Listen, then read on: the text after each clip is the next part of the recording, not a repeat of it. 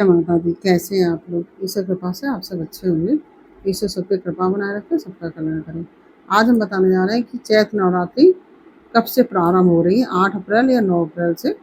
और पूजन का मुहूर्त, पूजा की सामग्री और पूजा विधि आदि के बारे में हम आपको पूरी जानकारी देने जा रहे हैं। वह जानकारी इस प्रकार से है। जो चैत्र मास के शुक्ल पक्ष की जो प्रतिपदा तिथि होती है, जो जिसको पड़वा भी बोलते हैं बहुत से लोग, तो इस वर्ष 8 अप्रैल को रात में 11:50 पर शुरू हो जाएगी।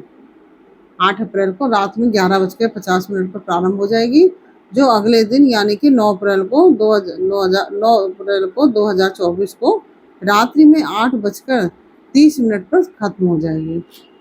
ऐसे में उदया तिथि के आधार पर चैत्र नवरात्रि 9 अप्रैल को ही शुरू हो जाएगी। तो क्योंकि उदया तिथि 9 तारीख को ही है, तो इसलिए हम सब 9 तारीख को ही नवरात्र के प्रारंभ का जो पूजन आदि है वह करेंगे, और घट स्थापना वगैरह भी 9 तारीख को ही हम करेंगे, क्योंकि उदया तिथि की वजह से। क्योंकि रात्रि में आ रही है, तो रात में तो पूजन किया नहीं जाएगा, तो वो उदया तिथि सूर्योदय से माना जाता है। तो 9 तारीख को ही हम सब पूजन करेंगे। और इस दिन, इस वर्ष जो 2024 में चैत्र नवरात्रि का जो पहला दिन है, वो बहुत ही शुभ है। इसमें सर्वार्थ सिद्धि योग भी पड़ रहा है और अमृत योग भी रहेगा। और वैदिक ज्योतिष के में इन दोनों योगों का पूजा में बहुत ही शुभ फलदायी होती है। इन दोनों मुहूर्त में जो पूजा की जाती है वह बहुत ही शुभदायी होती है। और अब की बार माता घोड़े पर सवारी करके आ रही है। माता की जो वाहन है, अब की घोड़ा है वाहन, जो पूरे विश्व के लिए ही थोड़ा कम अच्छा माना जाता है घोड़ा, क्योंकि चलायमान होता है, क्योंकि घोड़ा कहीं भी एक जगह रुकता नहीं है। तो इसलिए कहते हैं कि थोड़ा युद्ध वगैरह के भी आसार रहते हैं, ऐसा कहा जाता है। तो हिंदू धर्म में चैत्र मास का बहुत ही विशेष महत्व होता है। और एक वर्ष में कुल 4 नवरात्रि आती हैं। पहला चैत्र नवरात्रि होती है, दूसरी जो शारदीय नवरात्रि होती है ना, उसको कहते हैं। चैत्र नवरात्रि को भी वासंतिक नवरात्रि भी कहा जाता है, क्योंकि बसंत का महीना होता है, तो इसलिए वासंतिक नवरात्रि भी बोला जाता है। और दूसरी होती है शारदीय नवरात्रि, जो कि कुंवार के महीने में पड़ती है, और 2 गुप्त नवरात्रि कहलाती हैं। तो हिंदू पंचांग के अनुसार चैत्र माह की शुक्ल पक्ष की जो प्रतिपदा तिथि होती है, यानी कि पड़वा तिथि होती है, चैत्र नवरात्रि उस दिन से आरंभ हो जाती है। और चैत्र नवरात्रि जिस दिन से आरंभ होती है, उसी दिन से विक्रम संवत भी का नया वर्ष भी आरंभ होता है। और जो हिंदू कैलेंडर के अनुसार चैत्र नवरात्रि से नया कैलेंडर शुरू हो जाता है। और नवरात्रि शुभारंभ होने के साथ ही नया वर्ष हम हिंदुओं का शुरू हो जाता है। चैत्र नवरात्रि में लगातार 9 दिन तक माँ दुर्गा की 9 रूपों का पूजा अर्चना आदि की जाती है, और जो कि मंत्रोच्चार से की जाती है। और धार्मिक मान्यताओं के अनुसार नवरात्रि पर माता दुर्गा पृथ्वी पर आती हैं। कहते हैं ना कि माता मायके आती है अपनी, तो पृथ्वी लोक पर आती है माता 9 दिन के लिए, और अपने सभी भक्तों की हर मनोकामना को पूर्ण करती हैं। सबके काम बनाती हैं, जो बिगड़े काम होते हैं सब बनाती है माता। इस वर्ष चैत्र नवरात्रि का पावन पर्व 9 अप्रैल को मंगलवार के दिन शुरू हो रहा है, और मंगलवार है तो मंगल ही मंगल होगा सबका। तो और समापन हो रहा है 17 अप्रैल को, रामनवमी पर समापन होगा। अब की 9 रात्रें 9 पड़ रही हैं। तो आइए जानते हैं कि चैत्र नवरात्रि में कलश स्थापना का शुभ मुहूर्त क्या है, वह भी हम आपको बता दे रहे हैं। तो और पूजा की विधि भी आपको अभी बताएंगे आपको हम। तो जो चैत्र माह का जो शुक्ल पक्ष की प्रतिपदा तिथि है, वह इस वर्ष 8 अप्रैल को 11:50 पर प्रारंभ हो जाएगी, जो अगले दिन यानी कि 9 अप्रैल 2024 को रात्रि में 8:30 पर खत्म होगी। ऐसे में उदया तिथि के अनुसार चैत्र नवरात्रि 9 अप्रैल को प्रारंभ हो जाएगी और इस वर्ष नवरात्रि के पहले दिन, जैसा कि अभी हमने आपको बताया है, कि सर्वार्थ सिद्धि योग और अमृत योग का अमृत योग पड़ रहा है, और जो कि बहुत ही शुभ होता है। और नवरात्रि पर्व पर माता दुर्गा की आराधना का महापर्व शुरू हो जाता है और इसमें माता के 9 रूपों का पूजन आदि किया जाता है। और नवरात्रि के पहले दिन प्रतिपदा तिथि को का शुभ मुहूर्त को ध्यान में रखते हुए शुभ माना जाता है, क्योंकि शुभ मुहूर्त में ही कलश की स्थापना करनी चाहिए, जो कि 9 अप्रैल को सुबह वैसे तो 7:32 तक तो पंचक रहेगा, क्योंकि पंचक प्रारंभ हो रहा है 5 अप्रैल को प्रातः 7:13 से प्रारंभ हुआ था और 9 अप्रैल को प्रातः 7:32 तक पंचक लगा हुआ है। तो इसलिए पंचक में पूजन आदि नहीं किया जाता, जो भी शुभ काम होते हैं वह नहीं किए जाते हैं। तो अब पंचक 9 अप्रैल को 7:32 पर समाप्त होगा, यानी कि पंचक के समाप्त होने के बाद ही घट स्थापना का शुभ योग रहेगा, जो कि 9 अप्रैल को 9:11 पर अशुभ चौघड़िया भी रहेगा उसी समय। एक तो पंचक है सुबह 7:32 तक और दूसरा 9:11 पर अशुभ चौघड़िया रहेगा। इस कारण से इस समय घट स्थापना ना करें, आप बिल्कुल भी ना करें। और पंचांग की गणना के मुताबिक शुभ चौघड़िया 9:12 से, क्योंकि चौघड़िया जो अशुभ चौघड़िया है तो वो 9:11 पर अशुभ चौघड़िया रहेगा, इसलिए 9:11 तक पूजन घट स्थापना ना करें आप। तो पंचांग की गणना के मुताबिक है शुभ चौघड़िया 9:12 से 10:47 तक रहेगा। तो आप ऐसे में इस शुभ मुहूर्त में कलश स्थापना कर सकते हैं। आप फिर से ध्यान से सुन लीजिए, 9:12 से लेकर 10:47 तक शुभ समय है कलश स्थापना का। और दूसरा मुहूर्त है 9 अप्रैल को कलश स्थापना का, जो कि अभिजीत मुहूर्त है। वो बहुत ही अच्छा माना जाता है अभिजीत मुहूर्त। यह 11:57 से 11:57 से लेकर 12:48 तक रहेगा, 12:48 तक रहेगा। और क्योंकि यह अभिजीत मुहूर्त है तो यह कलश स्थापना के लिए अभिजीत मुहूर्त सबश्रेष्ठ माना जाता है, सबसे अच्छा माना जाता है। यह बहुत ही शुभ मुहूर्त है, 11:57 से लेकर 12:48 तक। और क्योंकि यह अभिजीत मुहूर्त होने की वजह से यह सबसे शुभ मुहूर्त माना जाएगा। और इसके अलावा इस समय वैधृत योग और अश्विनी नक्षत्र का सहयोग भी रहेगा। ऐसे में घट स्थापना, पूजा का संकल्प लेना और मंत्रों का जाप आदि करना बहुत ही शुभदायक, बहुत ही शुभ फलदायी होगा। तो आप 11:57 से लेकर 12:48 तक भी पूजा कर सकते हैं। तो यह हमने आपको 2 मुहूर्त बताए हैं। एक है 9 जो कि हमने बताया 9:12 से लेकर जो प्रारंभ हो जाएगा, 9:12 पर प्रारंभ होगा और 10:47 तक शुभ मुहूर्त रहेगा। 9:12 से लेकर 10:47 तक। और दूसरा मुहूर्त है 11:57 से लेकर 12:48 तक, जो कि शुभ मुहूर्त है, बहुत ही शुभ मुहूर्त है। तो इस बीच में आप पूजन आदि कर सकते हैं और इसमें बहुत ही अच्छा वैधृत योग और अश्विनी नक्षत्र का सहयोग भी बन रहा है। तो इसमें आप अवश्य पूजा कीजिए और यह मुहूर्त बहुत ही शुभ है। तो ब्रह्म मुहूर्त में 4:31 से 5:17 तक है। और अभिजीत मुहूर्त है, जो ब्रह्म मुहूर्त होता है वह 4:31 से 5:17 तक होता है। और अभिजीत मुहूर्त 11:47 से 12:48 तक।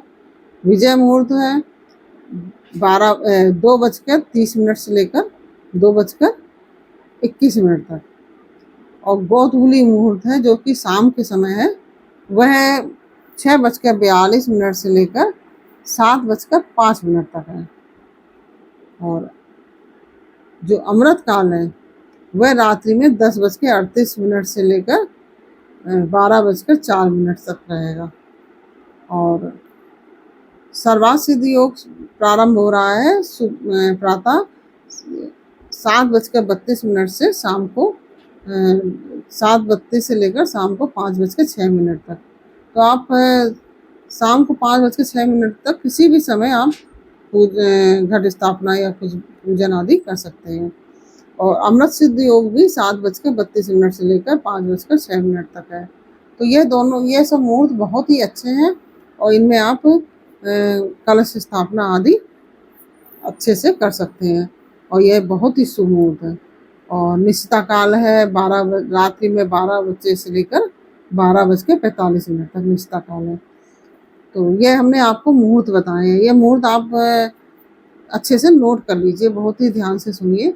और अब कलश स्थापना की पूजा हमें किस तरह से करनी है वह विधि हम आपको बताने जा रहे हैं। नवरात्रि में माँ दुर्गा की उपासना का विशेष महत्व होता है और 9 दिनों तक उपवास रखना चाहिए इसमें, और बहुत ही शुद्धता से रहना चाहिए। नवरात्रि के पहले दिन घर को साफ सुथरा करके मुख्य द्वार पर तोरण आदि लगा लें और दोनों तरफ स्वास्तिक बना लें।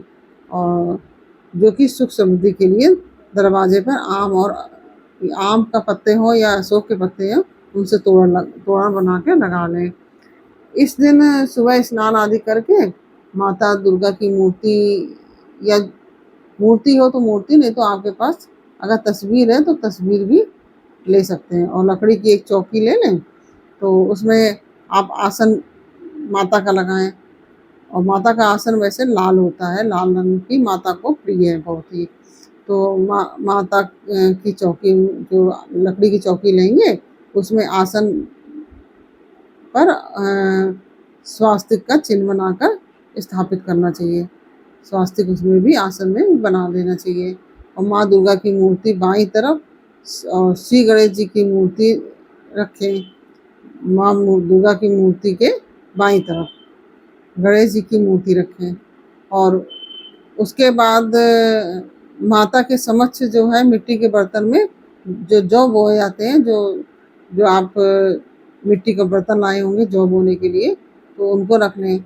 जौ होता है समृद्धि और खुशहाली का प्रतीक माने जाते हैं जौ, तो उनको रख लें उसमें जौ बोने के लिए। जौ को आप एक दिन पहले रात्रि में भिगो दें, जिससे कि जवारे बहुत ही अच्छे निकलेंगे।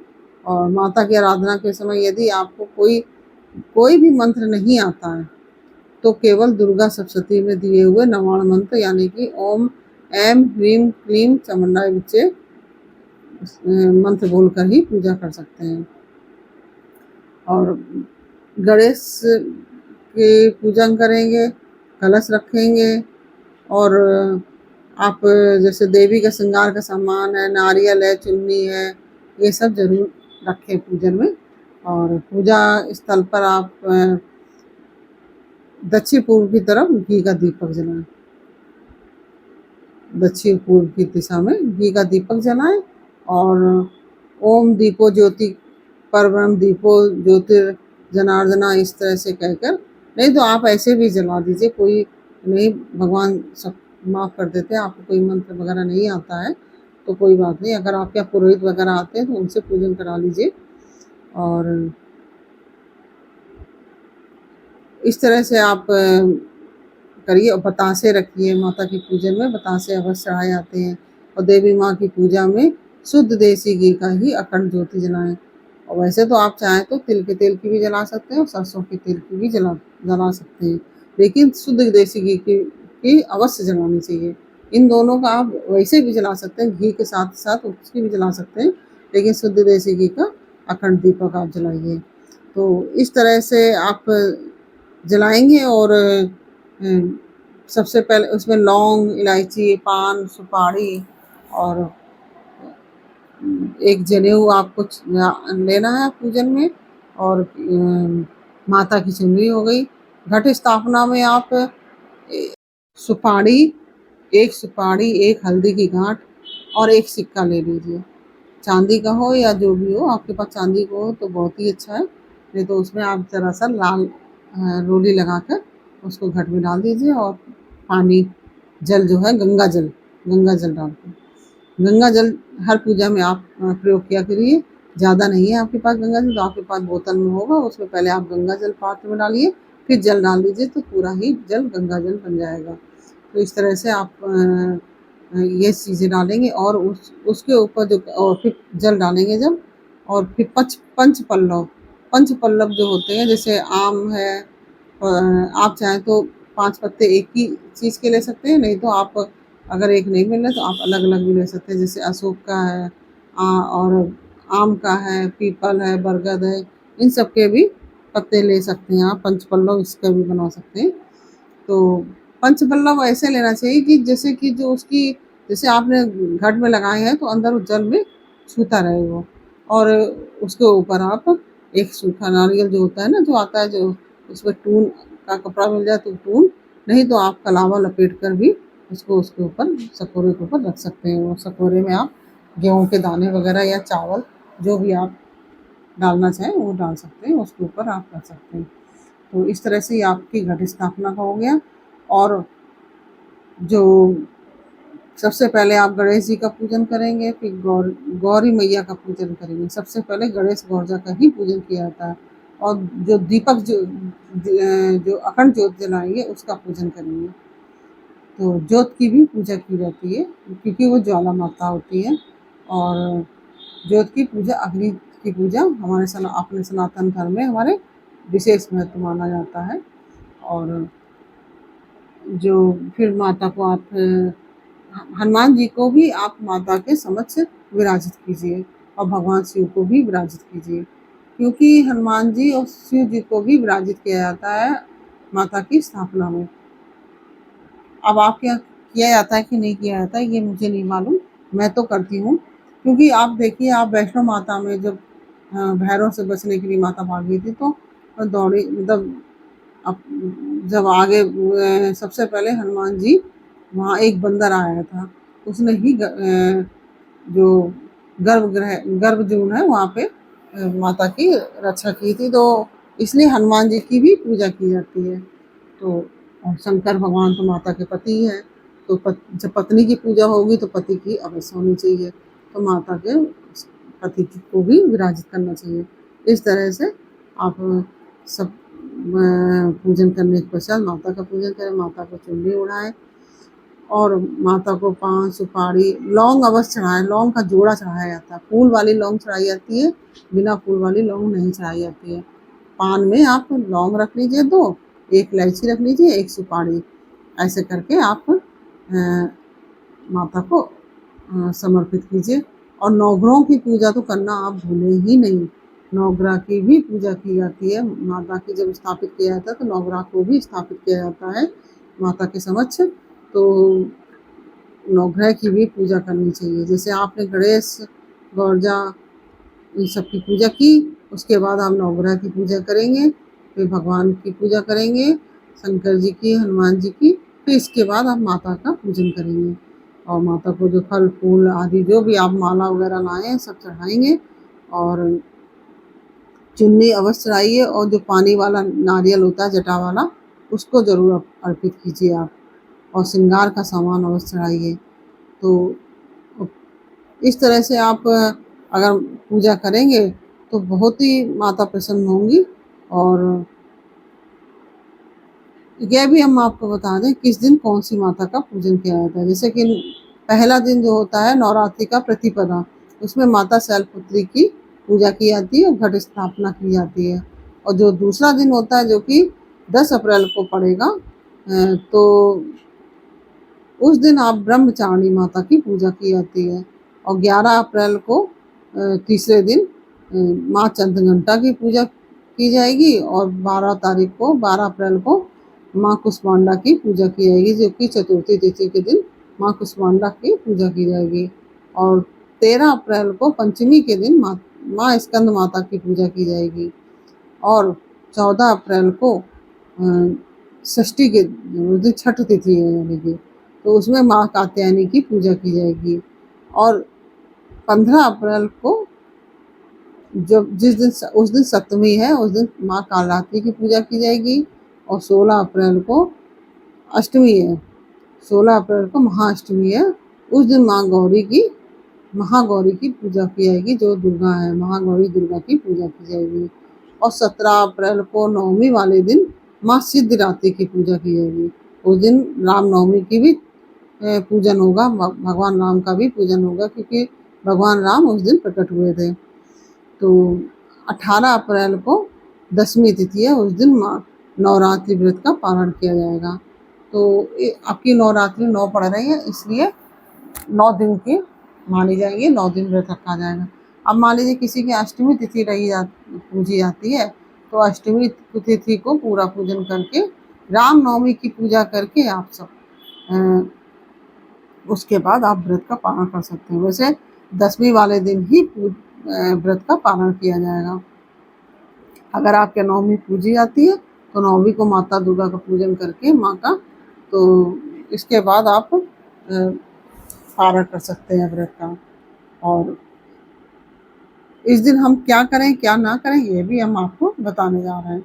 तो इस दिन हमें सात्विक भोजन करना है, साफ सफाई रखनी है, देवी की आराधना करनी है, कीर्तन करना है, भजन करना है, किसी की बुराई नहीं, मतलब जगराता करना है, मंत्रों का जाप आदि करना है, देवी जी की आरती करनी है, उनको उनके समक्ष रहना है माता के। और इस दिन क्या ना करें, जैसे कि किसी की बुराई ना करें, प्याज लहसुन आदि ना खाएं, जो अगर आप नॉन वेज वगैरह खाते हैं तो वो भी ना खाएं, नशा करते हैं वो भी ना करें, और लड़ाई झगड़ा ना करें, किसी से कलह कलेश ना करें।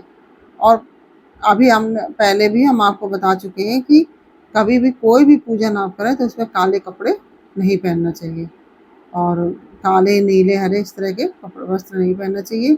हमेशा लाल पीले गुलाबी इस तरह के वस्त्र पहनने चाहिए। तो माता के पूजन में आप सब लाल पीले हरे इस तरह के, लाल पीले गुलाबी इस तरह के वस्त्र पहने, और चमड़े की चीज़ें ना पहने, और दाढ़ी बाल नाखून आदि ना काटें, ये सब चीज़ें नहीं करनी है। और तामसी भोजन ना करें, जैसे कि जो हम आपको बता ही चुके हैं। तो इस तरह से आप नवरात्रि का व्रत रहिए। और ये हमने आपको बता ही दिया कि किन किन सामग्रियों की ज़रूरत पड़ेगी, सारी सामग्रियाँ हमने बता दी हैं। और कलश स्थापना के लिए भी बता दिया, पवित्र मिट्टी चाहिए कलश स्थापना के लिए, क्योंकि कलश के नीचे जो मिट्टी रखी जाएगी जिसमें चवारे बोए जाएंगे, तो वो स्वच्छ मिट्टी होनी चाहिए। और 7 तरह के अनाज होने चाहिए, और माता की फ़ोटो या चित्र हो या मूर्ति हो, जो भी हो वो रखना चाहिए। लाल वस्त्र, पुष्प, फूल, माला, पान के पत्ते, सुपारी, जटावाला नारियल, अक्षत, बतासे, फूल माला आदि तोरण वगैरह भी माता के लिए चाहिए। और घर में आप अल्पना वगैरह भी बनाएं, माता का आगमन हो रहा है तो माता के सम्मान में अल्पना वगैरह भी बना सकते हैं। इस तरह से हमने आपको ये जानकारी दी। हाँ, और दक्षिणा अवश्य रखिए, माता को दक्षिणा भी दीजिए। और प्रतिदिन आप जब माता को सबसे ज़्यादा प्रिय है कन्या पूजन, माता को नारियल प्रिय है, माता को दुर्गा सप्तशती का पढ़ना बहुत प्रिय है, और माता को कलश स्थापना भी बहुत प्रिय है। माता मतलब जो जो चीज़ें माता को प्रिय हैं वो आप अवश्य करिए। जब नवरात्रि का व्रत रख लें, चाहे तो आप प्रतिदिन एक कन्या खिला सकते हैं, नहीं तो आप अष्टमी या नवमी को एक जितनी भी चाहें आप अपनी सामर्थ्य के अनुसार कन्या पूजन वगैरह भी करें। और भी हम वीडियो आपके लिए लाते रहेंगे बीच बीच में, तो जानकारियाँ देते रहेंगे। तो इस तरह से आप माता के स्वागत कीजिए माता का, और उनकी पूजन आदि कीजिए, घर को साफ सफाई करके माता का आगमन की तैयारी कीजिए और नवरात्रि आप सबकी सफल हो और माता सब पे कृपा बनाए रखे, सबका कल्याण करें। यही हमारी माता रानी से विनती है। और माता आ रही है, जगत जननी है वो तो अपने बच्चों का कल्याण करेंगी ही। तो इस तरह से, और हम आपके लिए नवरात्रि के 9 पाठ भी ला रहे हैं। जो 9 दिन किए जाते हैं पाठ, जो 13 पाठ हैं वो भी ला रहे हैं। और माँ दुर्गा का कवच है, अर्गला, स्तोत्र और कीलक आदि भी ला रहे हैं। क्योंकि जब माता की, जैसे माता को पाठ भी बहुत पसंद है, तो सप्तशती का जब पाठ करेंगे आप, सबसे पहले आप माता के जो दुर्गा सप्तश्लोकी मैंने डाली हुई है, आप 1-2 दिन पहले ही डाली है मैंने, तो आप उसको देख लीजिए, आप उसको सुन लीजिए। तो उनको वो पाठ भी पहले करना चाहिए। फिर माता के 108 नाम पढ़ें, फिर माँ दुर्गा का कवच, अर्गला, कीलक, फिर इसके पश्चात आप पाठ को पढ़ना प्रारंभ कीजिए। इस तरह से आप पाठ करेंगे, माता बहुत प्रसन्न होंगी। और ये सारी जानकारियाँ मैं आपको देती रहूँगी, और अगर त्रुटि हो जाए तो उसमें भी आप हमें माफ़ कर दीजिएगा। और अगर आपको यह जानकारी अच्छी लगी हो तो वीडियो को लाइक शेयर अवश्य कीजिए और कमेंट में जय माता दी अवश्य लिखिए। और यदि आपने हमारे चैनल को सब्सक्राइब नहीं किया या हमारे चैनल पर पहली बार आए हैं, तो आप हमारे चैनल को सब्सक्राइब कर लीजिए और बेल आइकन बटन अवश्य दबा दीजिए, जिससे कि हम जो सारी जानकारी ला रहे हैं वो आपको प्राप्त हो सके, कोई भी आपसे जानकारी छूटे नहीं। तो इसी तरह आप हमारे साथ बने रहिए, हम आपके लिए अच्छे वीडियो लाते रहेंगे। और फिर मिलते हैं आपसे अगले वीडियो में एक नई जानकारी, एक नई कहानी के साथ। तब तक के लिए जय माता दी, राधे राधे।